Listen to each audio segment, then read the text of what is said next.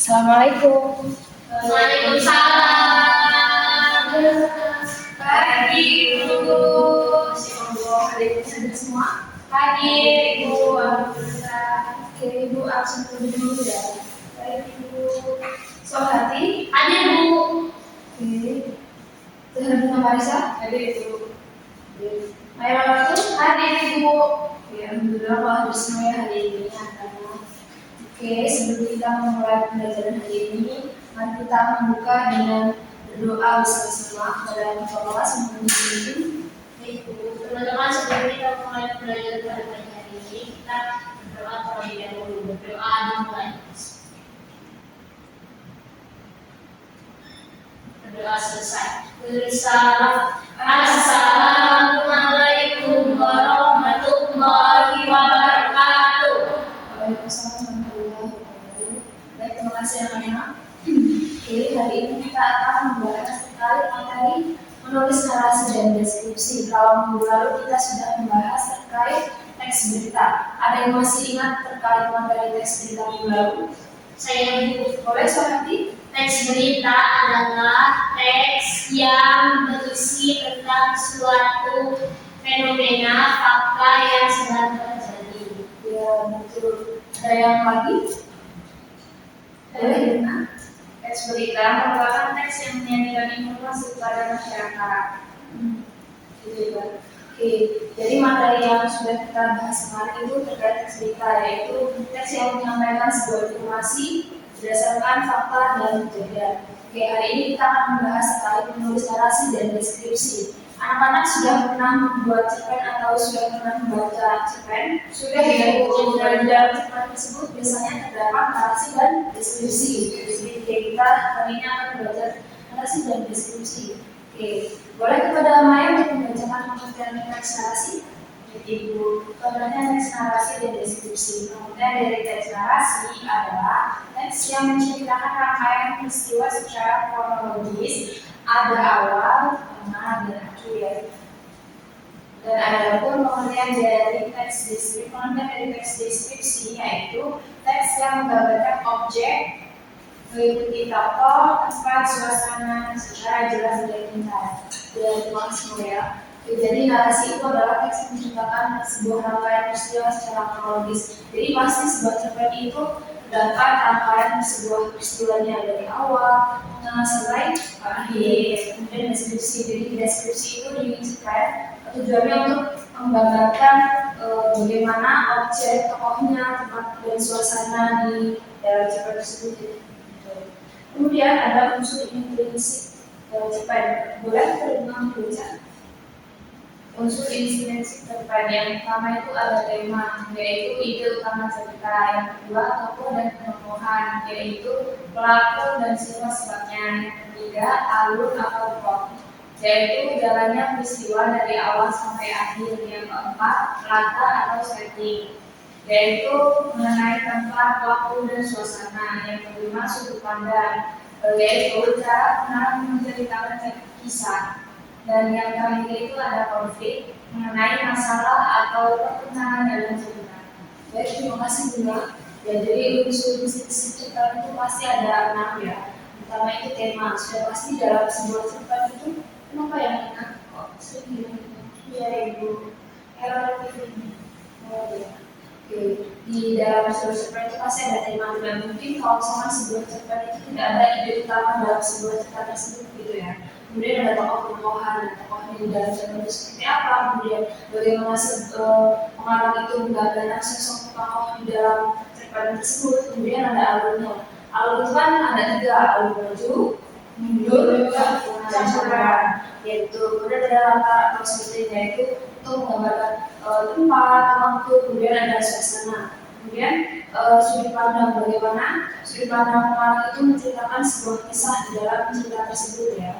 Kemudian yang terakhir itu pasti ada konflik. Jadi di dalam cerita itu apa masalah dan konflik yang ada di dalam sebuah cerita dan yang diangkat dalam cerita tersebut. Nah, kemudian ini ada menulis sinopsis cerita. Jadi sinopsis itu ringkasan kita yang menjelaskan gambaran umum isi karya sastra atau gambaran cerita yang akan diangkat atau diceritakan begitu. Kemudian ini menurut Sudirman 1990, sinopsis itu adalah ikhtisar yang memberikan gambaran cerita tanpa mengubah alur dan makna. Oke, lanjut. Kemudian ciri-ciri sinopsis. Boleh pada surat itu untuk dibaca. Ciri-ciri sinopsis. 1. Ditulis dalam bentuk narasi atau kiasan. Sinopsis ditulis seperti cerita yang mengalir bukan poin-poin atau daftar. 2. Panjangnya sekitar 300 kata atau 34 paragraf. Ringkasan, jadi tidak boleh terlalu panjang seperti cerita aslinya, tapi juga jangan terlalu pendek. 3. Isi cerita tetap berurutan dari awal sampai akhir. Urutan kejadian yang sama dengan khas cerita aslinya, mulai dari pengenalan tokoh, munculnya konflik, puncak masalah, hingga penyelesaiannya. Yang keempat, menyebutkan tokoh, alur, dan konflik utama. Harus menyebutkan tokoh utama, alur cerita secara umum, dan masalah utama atau konflik yang terjadi. Terima kasih Sophie. Jadi di dalam sinopsis itu pasti ada ciri-ciri dari sinopsis. Biasanya kita kalau di sebuah cerpen atau sebuah novel itu biasanya ada sinopsisnya ya, memberikan gambaran dari isi cerpen cerita tersebut.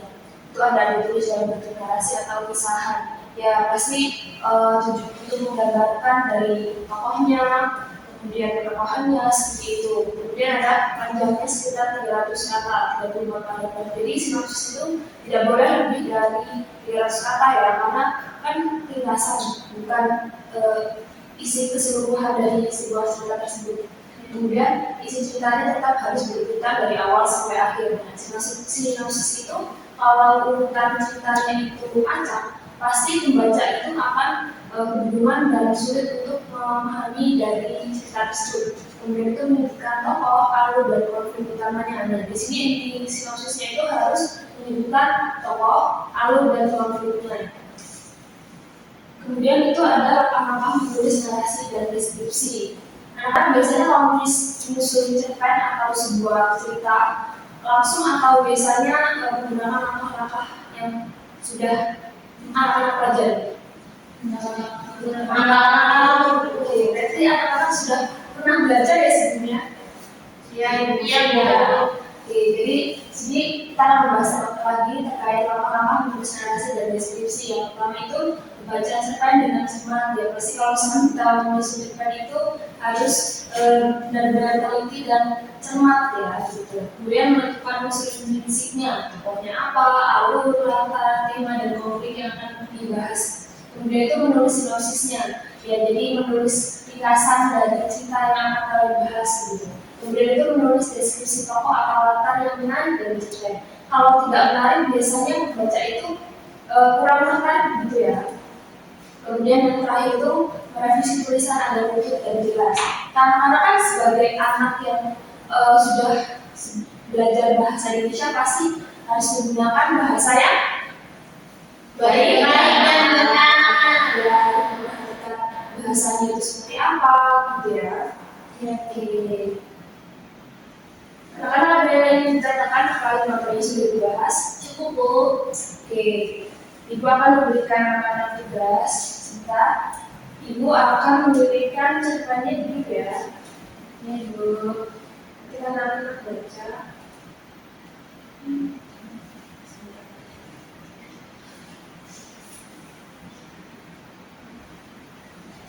Jadi cerpennya sudah dibahas, sudah dipilih ya. Nah, nanti anak-anak bisa dibaca terlebih dahulu cerpennya itu berjudul Lelaki yang Menderita Bila Dipuji karya Ahmad Tohari. Jadi yang pertama itu membaca cerpennya boleh melalui ponsel ya. Kemudian itu ada tugasnya. Kemudian itu ada narasi. Kalian ringkas isi cerpennya itu sesuai yang sudah kita bahas. 300 kata ya, tidak lebih. Jadi 34 paragraf itu isinya ada tokohnya, alur, konflik, dan pesan moral yang kalian dapatkan dari cerpen tersebut. Kemudian yang kedua, deskripsi. Deskripsikan tokoh utama.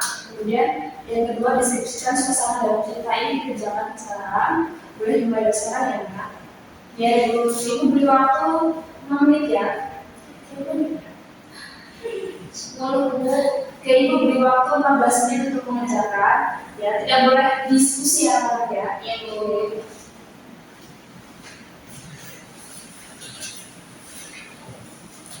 Sudah anak-anak? Ngobrol, kalau kan agak beda.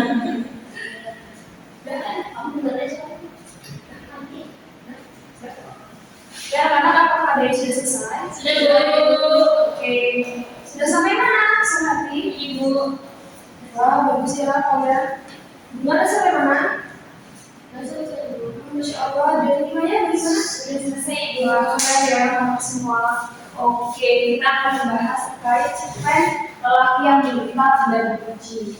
Oke, jadi pesan moral apa yang sudah kalian dapatkan dari membaca cerpen yang sudah ibu kirimkan dulu? Boleh, gimana? Sandawannya itu kita harus tetap memperhati Ibu dan selalu berbuat baik tanpa mencari pujian. Oh iya, betul. Jadi tepuk tangan dulu kepada Bima. Ada lagi dari Maya dan Sarati? Cerita itu mengajarkan bahwa kerendahan hati itu lebih berharga daripada fisik. Wah, keren. Tepuk tangan. Dari mana bagaimana ya? Pesan moral ya, Ibu? Iya, Ibu. Aku juga gitu. Jangan bijak loh. Masih bijak. Sama ada bagaimana? Jadi orang bijak. Dari saya bagaimana? Jadi pesan moralnya itu tetap rendah hati dan juga bijak Ibu. Wah, betul. Kita semua harus bijak. Oke, jadi Ibu akan menanyakan terkait cerpen yang berita dan puji. Oke, pertanyaan pertama itu siapa tokoh yang terdapat di cerita lelaki yang berita dan puji? Boleh Ibu? Pertamanya ada Ibu. Oh ya betul. Oke, kemudian bagaimana sosok Mardani dalam cerita lelaki yang berita dan puji? Oke, Maya silakan. Jadi sosok sifat Mardani di mata di cerpen tersebut itu ia dikenal jujur Bu, rajin dan juga baik hati. Iya betul, dalam cerita tersebut Mardani itu sosoknya jujur, baik hati, ya dan rendah hati ya Mardani. Aku ibu salah. Kemudian apa hal aneh yang terjadi di dalam cerita tersebut dari sosok tokoh Mardani? Saya Ibu. Boleh Sarati? Mardani itu ia bercerita setiap kali dipuji oleh orang lain. Oh gitu ya, oke betul. Beri tangan kita. Oke, ini kemudian ada pertanyaan lagi ya, tidak lagi. Kemudian pertanyaan selanjutnya, menurut anak-anak kenapa hujan itu bisa dikatakan sombong? Saya Bu, boleh ya? Karena pujian dapat menunjukkan rasa bangga berlebihan dan membuat seseorang merasa lebih baik dari orang lain. Iya betul. Jadi terkadang hujan itu untuk beberapa orang tuh malah membuat seseorang tuh menjadi sombong dan angkuh gitu ya. Iya. Oke, selanjutnya.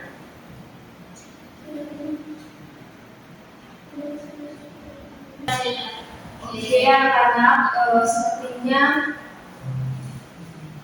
materi kita dan juga sudah ibu berikan sudah cukup ya. Jadi dari anak-anak ada yang ingin ditanyakan terkait materi yang sudah dibahas? Cukup. Oke, sebentar ya, ini nanti. Oke. Nah, jadi kesimpulan hari ini siapa yang mau membacakan? Saya Bu. Boleh selanjutnya. Teks deskripsi melukiskan suatu determinan. Narasi menyajikan cerita berbentukan. Sinopsis merangkum isi cerita secara padat dan cerpen menceritakan satu peristiwa dengan makna mendalam. Keempatnya saling berkaitan dalam melatih keterampilan menulis dan memahami karya sastra. Baik, terima kasih Sohati ya. Jadi teks deskripsi. Apa tuh? Pikirannya mau pulang dari sini? Enggak. Oh kayak gitu. Oke, terima kasih Sohati. Jadi teks deskripsi. Nggak bisa ngomong deskripsi. Itu bisa. Saya satu. Baik, terima kasih ya Sohati. Oke, jadi tes deskripsi itu melukiskan sesuatu dengan detail, narasi menjadikan cerita berbentukan. Di dalam sebuah cerpen itu pasti harus menyertakan deskripsi dan narasi. Kemudian itu sinopsisnya, yaitu ringkasan atau gagasan dari sebuah cerita secara padat, dan cerpen itu sendiri menceritakan satu peristiwa dengan makna yang mendalam. Jadi keempat ini saling berkaitan untuk melatih kita menulis dan memahami karya sastra, gitu ya teman-teman. Oke, sepertinya sudah cukup materi yang kita bahas hari ini. Semoga apa yang sudah Ibu sampaikan bermanfaat untuk kita semua ya teman-teman. Oke, mari kita tutup kepada Bapak kelas. Boleh untuk memimpin doa. Baik teman-teman, sebelum kita tutup pembelajaran pada pagi siang hari ini, kita berdoa mengakhiri masing-masing berdoa mulai. Sudah selesai. Beri salam. Assalamualaikum warahmatullahi wabarakatuh. Waalaikumsalam warahmatullahi wabarakatuh. Baik, terima kasih anak-anak semua sudah hadir dan sangat aktif pada hari ini. Semoga kita dapat bertemu kembali di minggu depan dengan keadaan sehat walafiat. Semoga ilmu yang sudah kita peroleh hari ini dapat bermanfaat untuk kita semua. Ibu akhiri, wabillahi taufiq wal hidayah. Wassalamualaikum warahmatullahi wabarakatuh. Waalaikumsalam warahmatullahi wabarakatuh. Anak-anak ada kelas lagi? Ada Ibu. Ya, semangat ya Kak. Ya, Bu. Ya, Bu. Terima kasih Bu. Di sini saya akan bacakan penilaian OL keterampilan mengajar bertanya dengan calon guru Anissa Istiqomah dengan NPM 23131008.